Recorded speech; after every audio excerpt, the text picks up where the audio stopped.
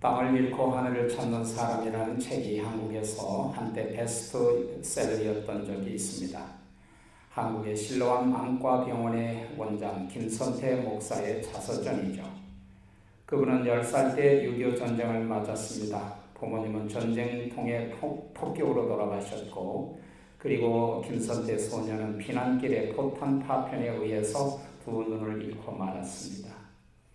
그때부터 그는 소년 거지가 되어서 쓰라린 고난의 삶을 살았죠.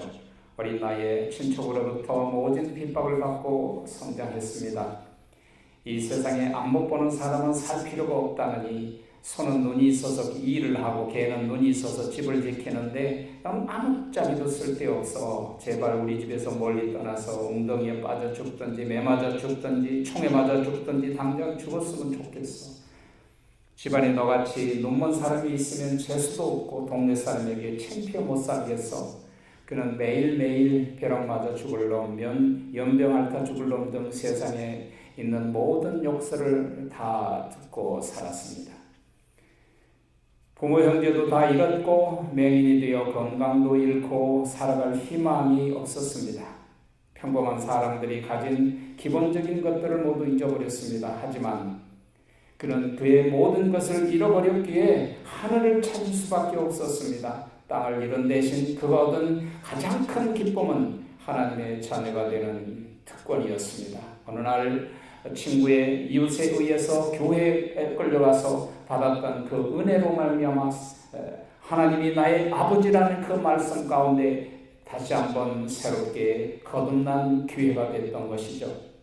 그의 모든 삶 속에서도 하나님을 만났습니다. 힘든 삶 속에 하나님을 만났어요. 그래서 그는 공부할 기회가 있었어요. 결혼도 했고요. 가정을 꾸미고 두 딸도 낳았습니다. 목사 안수를 받고 시각장애자 교회에서 목회를 했습니다. 그리고 시각장애자들을 위한 실로암 병원 원장으로 일했어요. 그는 맹인들에게 사랑의 개안 수술을 통해서 수만 명의 시각장애인들에게 눈을 뜨게 해주고 새로운 세상을 보게 해주었습니다. 오늘 본문은 맹인 바디메오가 예수님을 만나서 그의 삶이 변화되었다는 이야기입니다. 본문은 2000년 전에 한 맹인과 예수님의 만난 이야기입니다. 그는 멸시를 받아서 항상 소외됐던 맹인이었죠. 그런데 마지막 구절을 보면 그는 예수님을 만나 치유를 받았습니다. 그리고 치유받고 변화받은 후에 예수님의 뒤를 따라가는 제자로서 부름받은 귀한 존재가 됐음을 알 수 있습니다.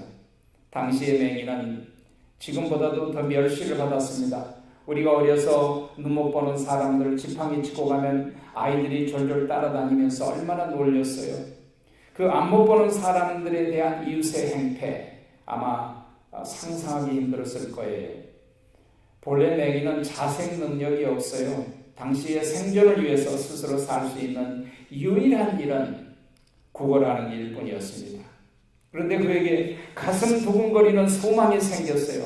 우리가 오늘 함께 나누고자 하는 첫 번째 주제는 가슴 두근거린 소망을 품고 기다리라는 것입니다. Wait patiently with heart pounding hope. 덴마크의 크리스천 철학자 게르고르에 대한 유명한 말이 있습니다. 절망은 죽음에 이르게 하는 병이다. 살면서 우리를 지탱해주는 가장 중요한 것은 바로 미래에 대한 사명이죠. 아니 희망이죠. 소망이 없으면요 살아서나 죽은 것 같으죠. 아무리 상황이 어려워도 소망을 가지고 있으면 기회가 옵니다. 유명한 독일의 종교개혁자 마틴 루터도 이렇게 말했어요. 이 세상을 움직이는 힘은 소망이다. 그렇지 않아요? 소망이 나를 이끌어가고 비전이 나를 이끌어가는 거예요. 그런데 이 말을 뒤집어서 생각해보면 이 땅에서 가장 무서운 것이 소망을 잃어버린 것이 아닌가 생각이 됩니다. 본문으로 돌아가겠습니다. 예수님께서 여리고에서 나가실 때에 거지 소경이 예수님을 찾아옵니다. 그는 오래전에 예수님에 대한 소문을 들었어요. 예수님을 간절히 만나는 소원입니다. 예수님은 죽은 자를 살리시고 안진뱅이를 일으키고 귀신 들린 자를 고친다는 소문을 들었어요. 그래서 예수님이라면 나도 눈을 뜰 수 있다는 가슴 두근거리는 소망을 품고 기다렸던 것이죠. 사람은요 뭔가 가슴 두근거리는 소망이 있어야 돼요. 가슴 두근거림이 있는 사람은 결코 좌절하지가 않아요. 오늘 그렇게 기다리던 중에, 간절히 기다리고 사모하던 중에 예수님이 여리고에 오셨다는 소문을 듣고 불편한 몸을 이끌고 나가서 다윗의 자손이여 하고 소리쳤어요.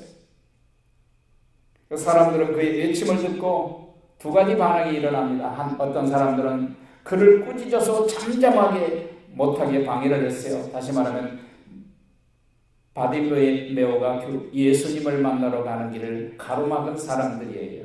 그런데요, 이에 굴복하지 않고 더욱 소리를 질러, 이것이 바디메오의 좋은 근성이에요. 일본말로 말하면 이권조죠. 신앙에는 언제나 장애물들이 있어요. 우리가 인생 살다 보면 많은 장애물을 만나잖아요. 그 장애물은 언젠가는 환경일 수도 있고요, 돈일 수도 있고, 가장 친한 옆에 어떤 친구일 수도 있고, 사람들일 수 있어요. 그런데 그 장애물을 극복해야 인격도 신앙도 성숙해진다는 사실이에요. 그런데 장애물을 극복하지 못하고 뒤로 물러가면 결코 성장할 수가 없죠. 우리는 어때요? 누가 좀 뭐라고 무슨 말을 한다고 봉사하는데 누가 어쩌고 했다고, 열심히 예배드리고 열심히 기도를 하는데 누가 뭐라고 하면 금방 시험에 들고 뒤로 물러나거나 교회를 떠나려고 하지는 않습니까? 이겨내야 성숙해요. 올라가다가 또 뒤로 물러가고 올라가다 뒤로 백업하고, 그러면 어떻게 성숙하겠어요? 어떤 사람은 누가 뭐라 하더라 하는 말하는 잘하는 사람이 있어요. 누가 뭐라 하더라, 뭐 우리 교회에 대해서 뭐라 하더라, 목사님에 대해서 뭐라 하더라. 근데 그 옆에서 말을 듣고 있으면 속이 상해요. 그리고 의기소침하게 돼요. 뭐라 하더라 좋지 않는 얘기 모래 전달해요. 마찬가지예요. 맹인 바디메오는 본문에 등장하는 많은 사람들의 방해 때문에 약호 죽지 말고, 약호 죽지 않고, 여보세요. 약호 죽지 말아야 돼요. 의기소침하지 말아야 돼요. 그래서 그는 장애물이 올수록 더욱 소리질러 예수님을 불렀다고 했어요. 누가 뭐라 하더라는 말 때문에 뒤로 물러서지 않고 더욱 예수님을 불러야 돼요. 그래야 응답의 기회가 오지 않겠어요? 그래야 성장해지고 성숙해지죠. 두 번째 함께 나누고 싶은 것은, 기회가 왔을 때는 겉옷을 버리고 즉시 일어나 나가라는 거예요. 그랬더니 그의 부르짖음을 예수님이 들으시고 뭐라고 하셨어요? 사람들은 듣고 그를 가로막은 장애물이 되었지만 예수님은 들으시고 어떻게 하셨어요? 물러서서 그를 부르라 하시니 그를 불러오라는 거죠. 다시 말하면 응답하시려고 준비하셨다는 거죠. 그리고 예수님 앞으로 바디메오가 나왔어요. 그거 어떻게 행동했습니까? 겉옷을 벗어버리고 뛰어 일어나 50절에 보면 예수님의 발 앞으로 나갔다가 그랬어요. 뭐예요? 우리가 여기서 두 가지의, 이 바디메오의 두 가지의 태도를 우리가 배워야 돼요. 첫째는 겉옷을 벗어버렸어요.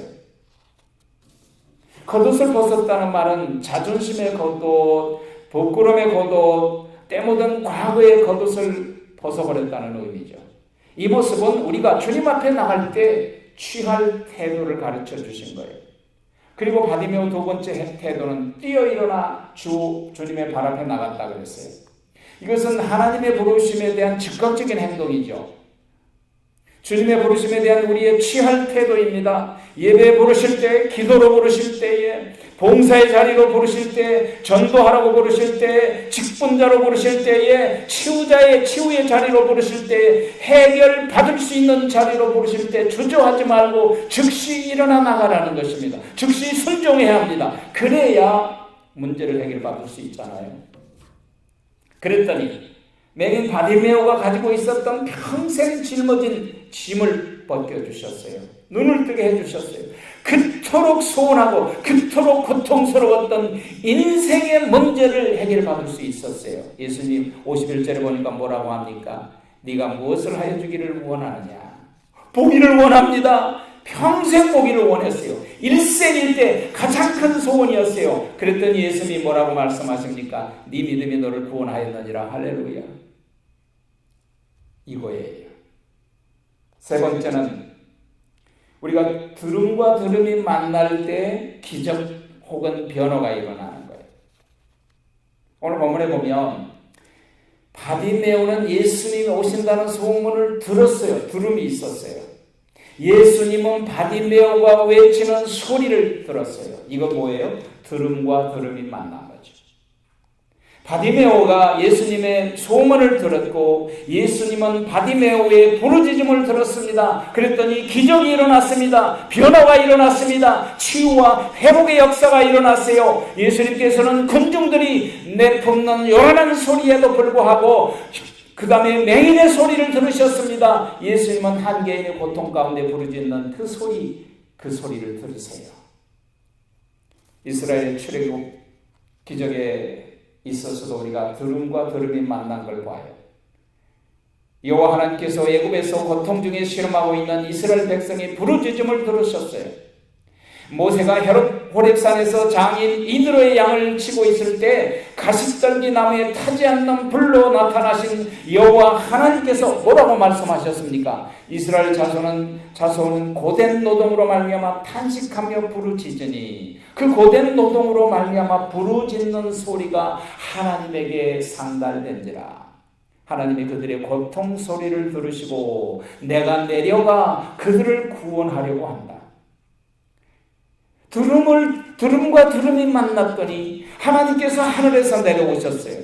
그리고 이스라엘 백성들을 바로의 손에서 구출하십니다. 이스라엘 백성들의 신음소리, 그 들음으로 말미암아 출애굽의 구원의 기적이 일어난 거예요. 그렇습니다. 성경 안에는 하나님의 믿음의 사람들, 하나님을 향하여 부르짖는 사람들의 이야기로 가득 차 있습니다. 그런데요, 들음과 들음이 만나야 기적이 일어나요. 바디메오가 시각장애를 치유받고 어떻게 살았습니까? 그의 인생에 변화가 일어났어요. 52절에 봅니까? 예수님을 쫓으니라. 그리스도인이 됐다는 얘기죠. 거지로 구걸하던 사람이 이제는 내어주는 사람이 됐어요. 복음을 전하는 사람이 됐어요. 이제는 더 이상 장애인이 아닙니다. 더 이상 거지가 아닙니다. 예수님을 쫓아가며 주의 일을 하는 사람이 되었어요. 어떻게 그렇게 되었습니까? 예수님을 만났기 때문에요. 예수님을 만났기 때문에 모든 인생의 문제가 해결된 거예요. 사랑하시는 여러분, 오늘도 바디메오처럼 주님을 만나서 변화되고 주님을 따라가는 저와 여러분이 되기를 축복합니다.